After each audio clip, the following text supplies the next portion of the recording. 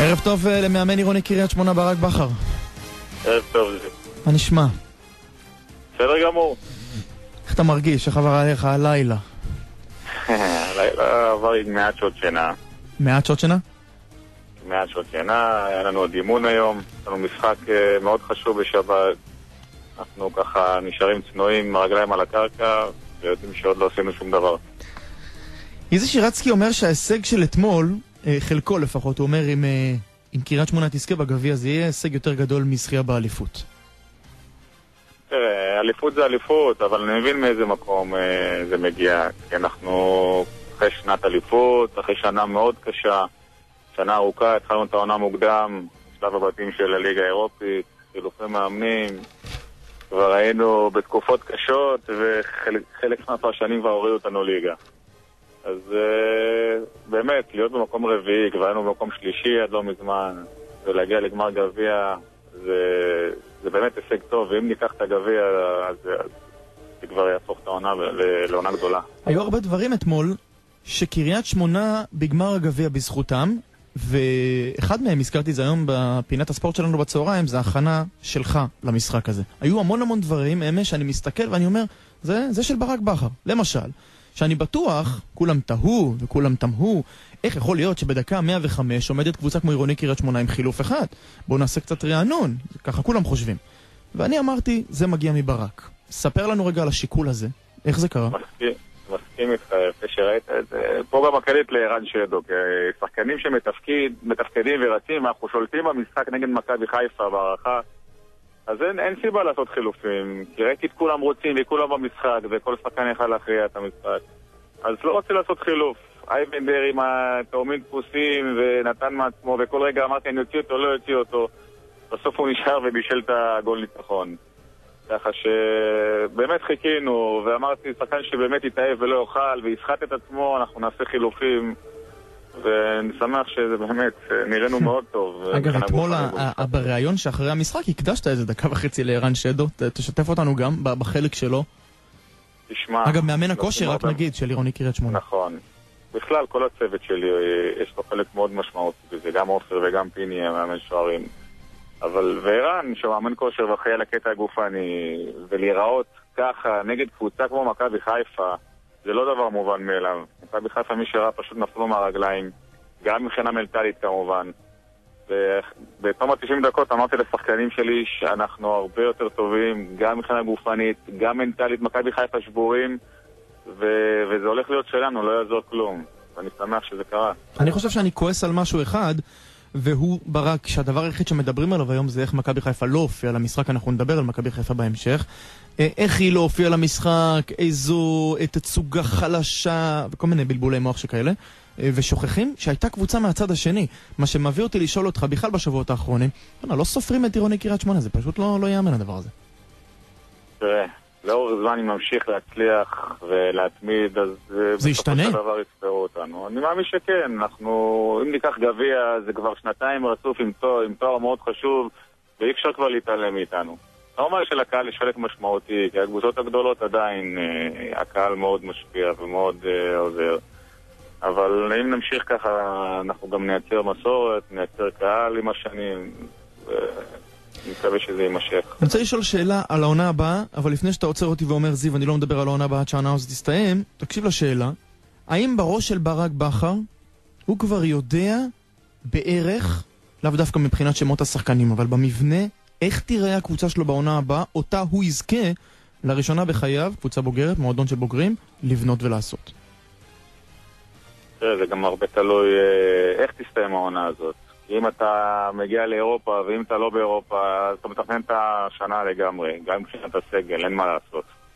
אתה באירופה, אז אתה יכול לבנות על הכנסות, ובהתאם גם לתכנן את הסגל. נכון, את איכות השחקן. ככה שאנחנו נחכה עוד עם זה, יש לנו עניין גם בליגה, גם בגביע, אנחנו אחרי עונה ארוכה, אבל אנחנו בעצם בשיאה, בעיצומה. ככה שבואו נחכה עם שנה הבאה, יש לנו כבר יום שבת, עוד יומיים משחק מאוד קשה בבלומפילד, קבוצה שפועל תל אביב שנמצאת במומנטום לא רע. אנחנו נצחים שם, אנחנו 2 נקודות מהם, ואנחנו באמת לא יהיה תירוץ לשום עייפות, אנחנו נעלה עם הרכב טוב, ואני מקווה שנצליח נצח שם. מילה על שיר צדק ברק. אתמול הוא עובר דרך נפלאה לדעתי מעידן בן שמעון, חלה אליך עד לתום העונה הזאת, עושה שיפור אדיר בהתייחסות למשחק, בהתייחסות למועדון, הפך להיות בורג מאוד מאוד משמעותי. תראה, היו שחקנים אתמול, כמעט כולם שבאמת נתנו הכל, וזה לא יהיה נכון לדבר על שחקן אחד אחרי משחק הזה, אבל אני אתייחס אליו בגלל ששיר זה משהו באמת מיוחד. שיר צדק בנוער היה שחקן בינוני. שחקן בינוני, אפילו לא שחקן הרכב קבוע. שיר צדק זה תוצר של עבודה קשה, נטו. לא היה איזה כישרון מיוחד, לא מהירות מיוחדת. נטו עבודה קשה. הצליח, הגיע לרמות הכי גבוהות. יכול לעבוד דוגמה טובה לילדים שרוצים להצליח. ברק בכר, משפט אחרון בבקשה על הפועל רמת גן, 8 במאי, לא יודעים עדיין איפה זה יהיה, אבל נקווה שבאיצטדיון שככה ייתן אווירה, הפועל רמת גן, היריבה. כל מי שרואה את הפועל רמת גן רואה קבוצה טובה, ורואה שהמיקום... זה מטעה, נכון? ברק, זה מטעה. אומרים קבוצה תחתית.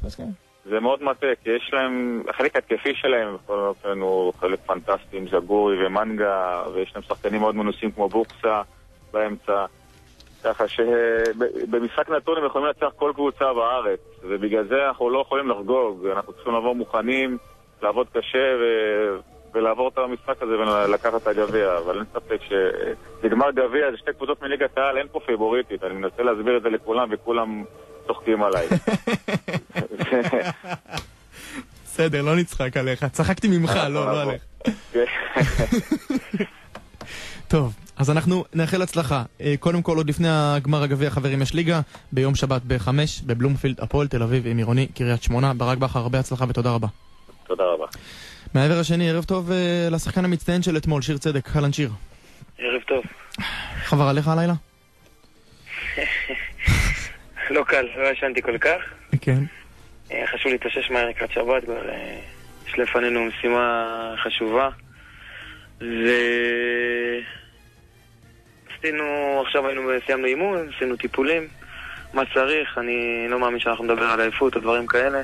מבחינתנו נגיע רעננים ונעשה הכל כדי לנצח את המשחק החשוב הזה. אגב, מה קורה אצל כדורגלנים, שיר, אחרי משחקים כאלה, שזה לא רק ניצחון, זה ניצחון, אתה יודע, עם הרבה יוקרה, זה גם מפעל מאוד מאוד חשוב שקבוצות רוצות להתקדם בו. מה, מרוב האדרנלין, כאילו ספורטאים לא מצליחים פשוט לשים את הראש ולהירדם? גם אדרנלין, גם, אתה יודע, אנחנו לוקחים תוספי מזון שהם קפאין והם משפיעים לך על השינה, אבל בעיקר אדרנלין, בעיקר הראש חושב ככה על המשחק, על הפעולות שהיו במשחק.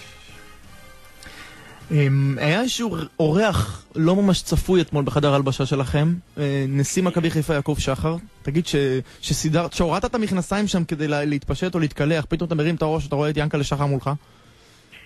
קודם כל, בוא נתייחס לדברים שהוא אמר, היה כיף לשמוע אותו, פרגן לנו, יחל לנו גם הצלחה בהמשך הדרך, גם בגביע, ויפה לראות דברים כאלה, אתה יודע. איזה יופי, תאמין לי. הוא לא נכנס עם פרצוף של 9 באב, להפך, הוא...